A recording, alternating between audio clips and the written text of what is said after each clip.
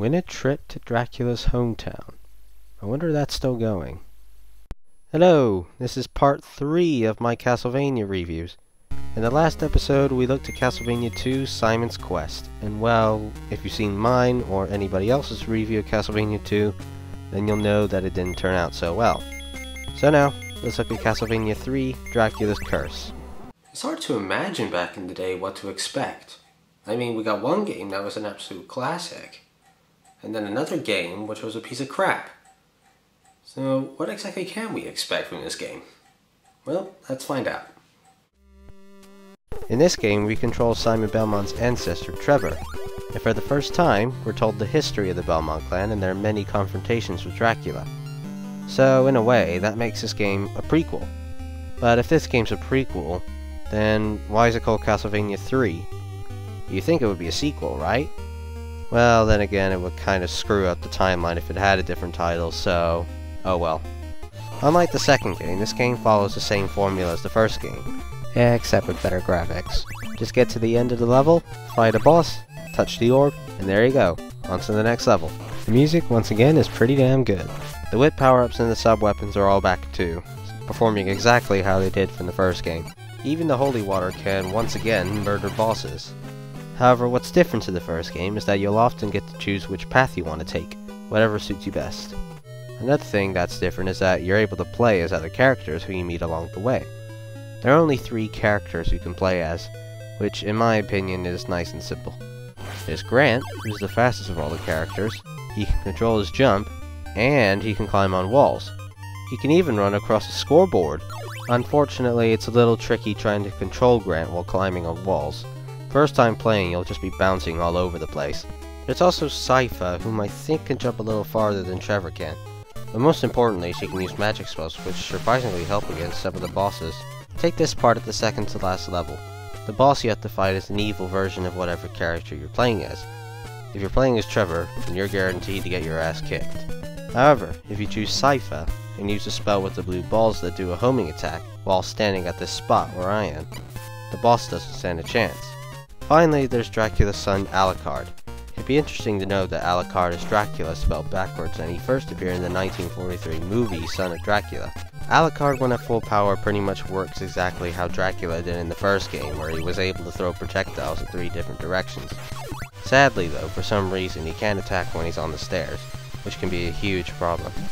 He can also turn into a bat, which can absolutely break the game. So if you ever come across a hard part in the game, try using Alucard. He can even turn into a bat when in midair. Don't think you can permanently abuse this though, because at every second when you're a bat, a heart will decrease, so use this wisely. You certainly won't feel guilty about using this, because I gotta say, this is a lot harder than the first game, and certainly more difficult than the second game. This is also a lot longer, because before you can even get to Dracula's castle, you have to go through forests, a clock tower, a ship, and much more. Unfortunately, Trevor is only able to take one other character with him, so if you find yourself tired with one character, then just switch to another character. Another problem I have is that, say for example, if I have Trevor fully powered up, but if I switch to Alucard, he's not powered up at all. There are a couple of stages where the rune keeps going up, and if you're caught at the bottom, you die. I never understood these kind of stages. What exactly kills the character at the bottom? Okay, I should be safe up here. What the hell? Where did he come from? The saying goes when you're at the top. What the hell killed me there? The scoreboard? Not only does the screen want to kill you, but the floor does too. There's one part where you have to attack an enemy that takes 4 hits, and you've got to kill him fast, otherwise the floor will disappear and you'll fall into the spikes. There's also a jump that is insanely far. The only way you're ever going to make that jump is if you're at the very edge of the platform, and even then you'll just barely make it. One thing I found really cool was that at the second stage in Dracula's castle, it's a tribute to the first level in Castlevania 1. It's even got the music.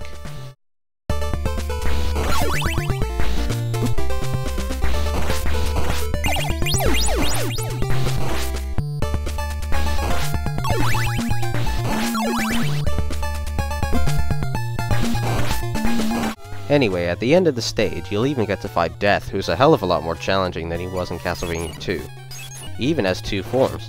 The second form is this weird giant gold skull thing.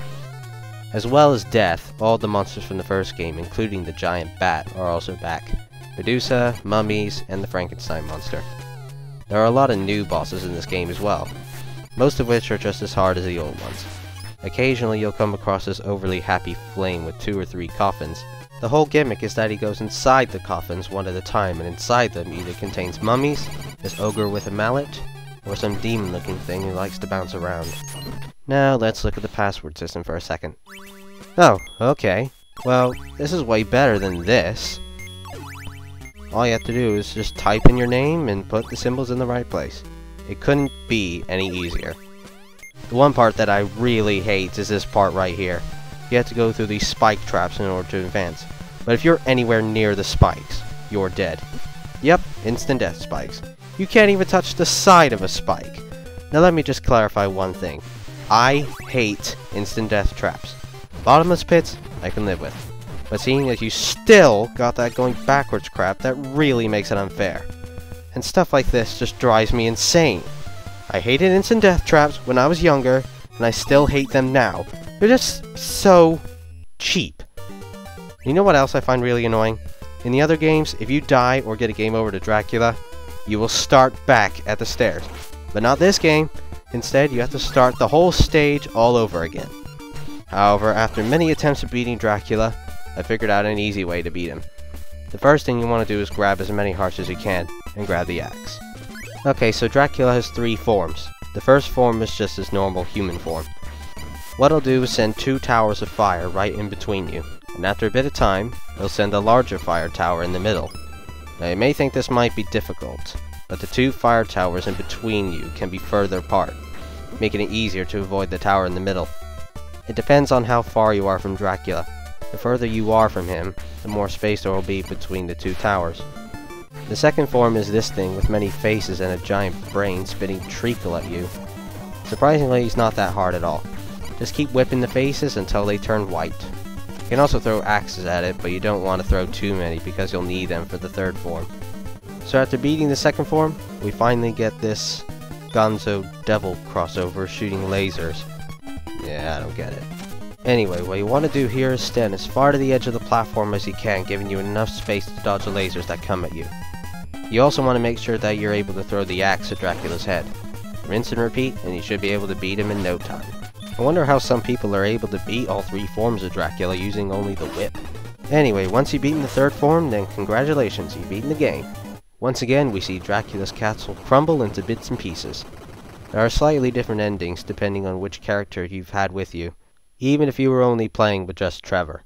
If you manage to beat the game with Sypha, then you'll see that she is a soon-to-be Mrs. Belmont. And thank God the text is already written out instead of just going letter by letter. Well, there you are, ladies and gentlemen. Castlevania 3 Dracula's Curse. Far better than the second game, and maybe even better than the first game. It's pretty much just taken the same formula as the first game, but added more to the gameplay. Overall, this is a great game, but sadly the problems I've mentioned along with the difficulty and still not being able to whip in any direction I want and getting knocked back when I get hit kinda stops the game from being perfect.